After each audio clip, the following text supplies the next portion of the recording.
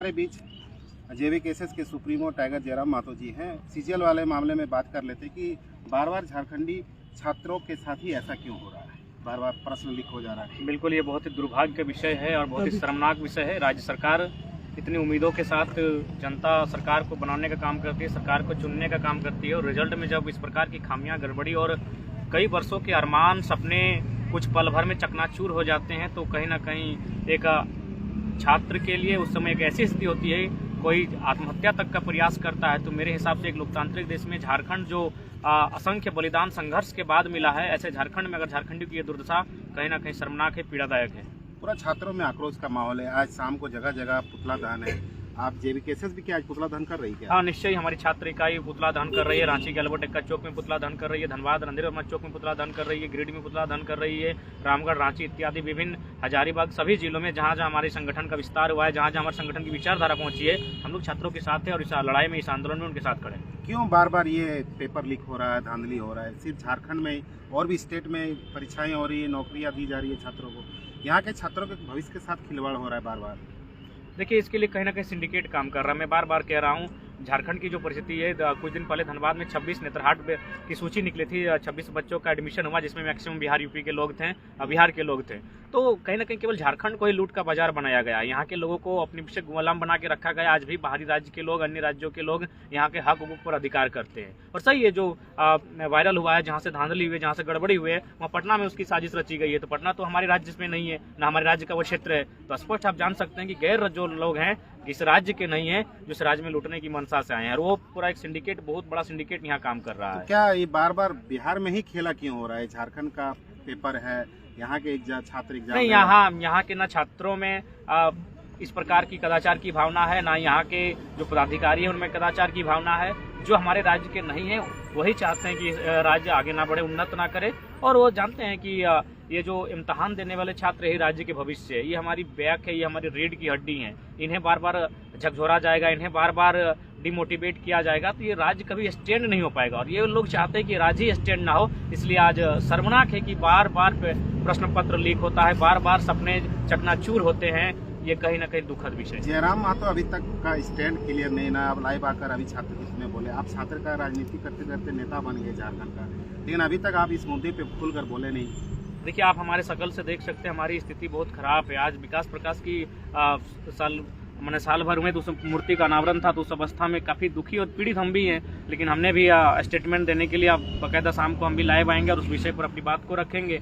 लेकिन चीज़ों को जानने का पहले प्रयास कर रहे हैं, तभी आपका आगमन हुआ और सोचे हम आपको ही बयान देते हैं। तो हम छात्रों के साथ हैं, हमारा संगठन छात्रों के साथ, इस लड़ाई में उनके साथ है और आगे भी थे, आगे भी रहेंगे।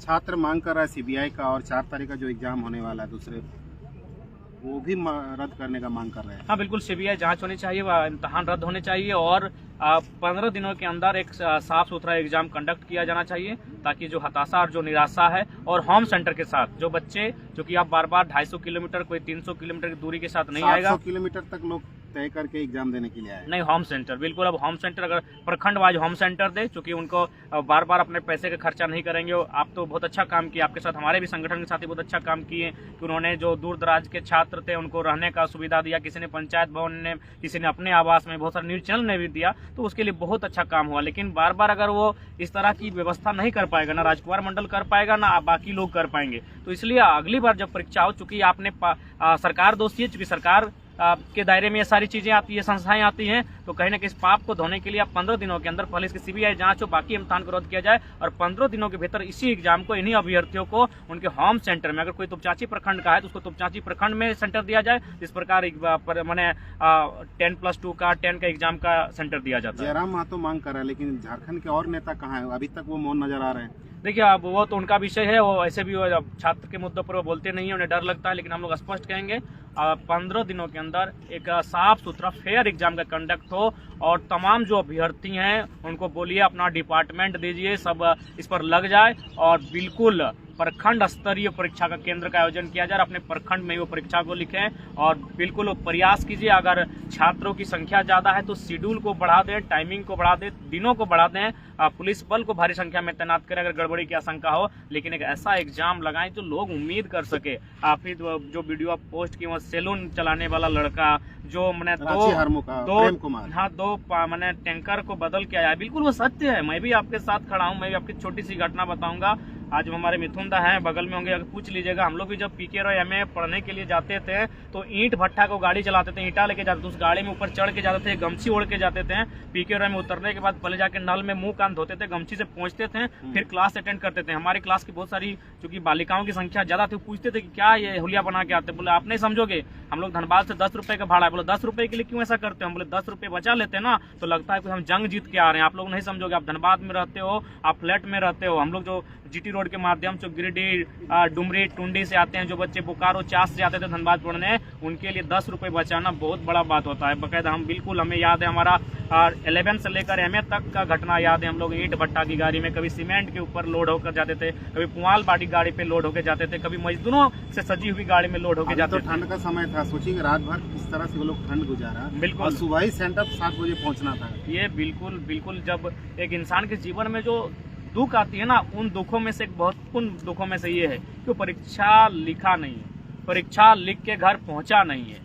सो मोबाइल चलाते चलाते वो जा रहा है, क्योंकि परीक्षा का टेंशन में है, तो परीक्षा दे के निकला है, तो थोड़ा सा तनाव को दूर करने के लिए हो सके वो मोबाइल में इंस्टा चला रहा होगा, फेसबुक चला रहा होगा, व्हाट्सएप में स्टोरी सीन कर रहा होगा, और उसी बीच उसे स्टोरी में नजर आता है कि पेपर लीक हो चुका है, तीसरा पेपर को रद्द किया जाता है, पटना से कदाचार हुआ है, यहाँ लोग पकड़े गए हैं, मुन्ना भाई बन के एग्जाम लिख रहा था। तो सोच के देखिए उस छात्र पर, उस छात्रा पर क्या बीत रही होगी। और बहुत सारे ऐसे मैसेज हमारे मोबाइल पर भी लगातार आ रहे हैं कि हम, मेरा छोटा छोटा बच्चा है, हम यहाँ ससुराल से आके यहाँ तैयारी किए, छोटे बच्चे को गोद में लेके आए, दादा हम बाहर रहते थे, सोचे इस बार परीक्षा को क्रैक कर लेंगे, मजदूरी नहीं करेंगे, ट्रैक्टर का काम नहीं करेंगे, कोयला ढोने का काम नहीं करेंगे, बालू का काम नहीं करेंगे, हमको उम्मीद था कि इस बार हम जो सीजीएल की परीक्षा से क्रैक कर लेंगे। इस प्रकार लगातार मैसेज से इनबॉक्स भरा हुआ है, लेकिन हम लोग भी करे तो करे क्या करे, हम लोग लड़ सकते हैं, उनके लिए सड़क में आवाज उठा सकते हैं, और उस सड़क में चाहे कितनी भी धाराएं क्यों न लगे, ऐसे भी छात्र आंदोलन में लगभग 7-8 मुकदमे हम लोग पर हो चुके हैं, आगे भी होंगे, परवाह नहीं है, और हम लोग उनके साथ खड़े हैं। और मेरा मानना है, हालांकि ऐसे बयान नहीं देना चाहिए, लोग आलोचना करेंगे, लेकिन मेरा मानना है जो जेपीएससी जेएसएससी जैसी संस्था है, इनका कोई औचित्य नहीं है इस राज्य में। हमको लगता है उनको छात्रों को हिसाब करना चाहिए, इन संस्थाओं को ही जड़ सहित समाप्त कर देना चाहिए। क्या मतलब है, हमारा उम्र बर्बाद हो रहा है, हमारा सपना खत्म हो रहा है, हमारे अरमान चकनाचूर हो रहे हैं, तो ऐसी संस्थाओं को कोई औचित्य नहीं है। खाली जो चेयरमैन बने हैं, जो डिप्टी चेयरमैन बने हैं, उनको मौज माला माल पैसों से होते हैं, बाकी छात्रों के हितार्थ के लिए जेपीएससी जेएसएससी कुछ भी बेहतर कार्य नहीं कर पा रही है। अगर छात्र मजबूती के साथ आवाज बुलंद नहीं करेंगे तो मुझे लगता है इसमें भी लिपापोती होगी, और छात्र अलर्ट नहीं रहेंगे, छात्र अगर चेतना के साथ जागृत नहीं रहेंगे तो इसमें भी लिपापोती होगी। और कुछ दिन पहले मुख्यमंत्री बड़े बड़े भाषण देते, सदन में नियम लाने की चर्चा कर रहे थे, कानून बनाने की चर्चा कर रहे थे, इतना करोड़ का जुर्माना होगा, इतना दिन का सजा होगा, कोई धरातल पर नहीं दिख रहा है, केवल हवाबाजी और भाषणबाजी में रहा है। वाला विरोध का मांग तेजी से फैल रहा है, ये कह रहा है कि हम लोग एडमिट कार्ड अब जलाएंगे।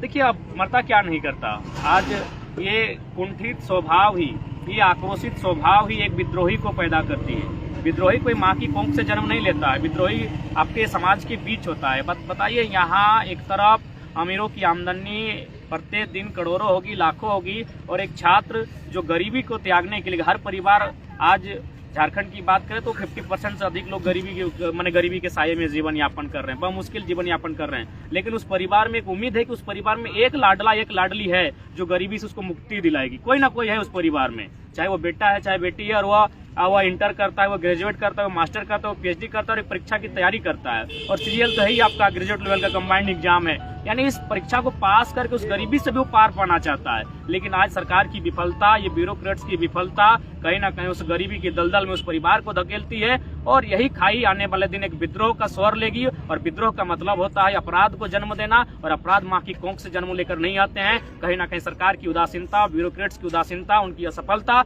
एक आम व्यक्ति को, जो आंखों में सपने लेकर परीक्षाओं की तैयारी करता है, 10वीं 12वीं की परीक्षा को पास करता है, बड़े बड़े कॉलेजों में नामांकन करता है, जब उसके सपने चकनाचूर हो जाते जाते हैं तब वो कहीं ना कहीं विद्रोही बनकर सामने आता है और समाज को उसका खामियाजा भुगतना पड़ता है। क्या लग रहा है जयराम जी की दोषी जेल जाएंगे, कार्रवाई होगा, जुर्माना वसूला नहीं जाएगा? होगा, नहीं, मुझे नहीं लगता है, क्योंकि दोषी का संबंध पड़ोसी राज्य से है और पड़ोसी राज्य का यहाँ एक सिंडिकेट हावी है।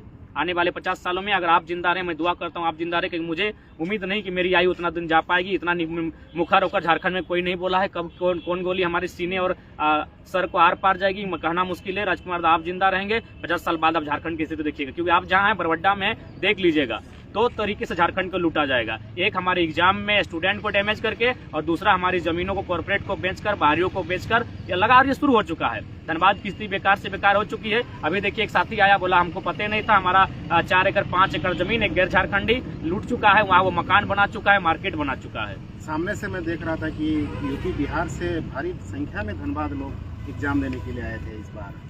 ये झारखंड जैसे की परीक्षा है तो बिल्कुल भी नहीं होना चाहिए था। इसीलिए राज्य सरकार को कानून बनना ही चाहिए था, खतियान आधारित स्थान नीति बननी ही चाहिए, और जब तक स्थानीय नीति तय नहीं होगी तब तक भारी संख्या में यही निराशा होगी। क्योंकि अगर झारखंड में झारखंडी बच्चों को इम्तहान लिया जाएगा, अगर बाहरियों का किसी भी प्रकार से इंटरफेयर नहीं होगा तो इस प्रकार की धांधली नहीं होगी। क्योंकि कहीं ना कहीं जो सचिवालय में हैं, जो ब्यूरोक्रेट्स में हैं, जो मुख्यमंत्री के सलाहकार हैं, जो मुख्यमंत्री के IAS हैं, वो कहीं ना कहीं इस राज्य के नहीं हैं और वो लोग ईमानदारी से काम नहीं करते हैं। और ये स्वाभाविक है, मैं कहना नहीं चाहूंगा, लेकिन ये सच्चाई है। उत्तर भारत और दक्षिण भारत की आप तुलना कीजिए, दक्षिण भारत के लोगों में ह्यूमैनिटी होती है। वो कभी हमारे झारखंड में अगर जॉब भी करने आते हैं, SP बनकर भी आते हैं, तो जिस प्रकार उत्तर भारत के लोग आगे काम करते हैं वैसा वो नहीं करते हैं। ये लोग हमेशा चाहते हैं। अभी आपके एक समुदाय कुछ लोग आए थे, CMRI का मैटर लेकर आए थे, वहाँ उन्होंने बताया कि एक बलिया का ठेकेदार आया, हम लोग 150 काम कर रहे थे, हम 150 घटाकर पूरा का पूरा बलिया से 150 लाने की तैयारी में है। तो ये चीजें यहाँ होती है। क्योंकि हम लोग को CGL दिखता है, CGL की परीक्षा हम लिखते हैं, लेकिन उसके बावजूद जो आउटसोर्सिंग है,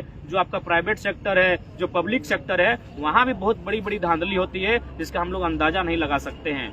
तो इसलिए बहुत ही शर्मनाक विषय है CGL की परीक्षा, जो एक ड्रीम होता है। CGL एक बहुत बड़ा मतलब लक्ष्य होता है छात्रों का, क्योंकि एक ग्रेजुएट लेवल का एग्जाम होता है, एक बहुत बड़ा लक्ष्य होता है।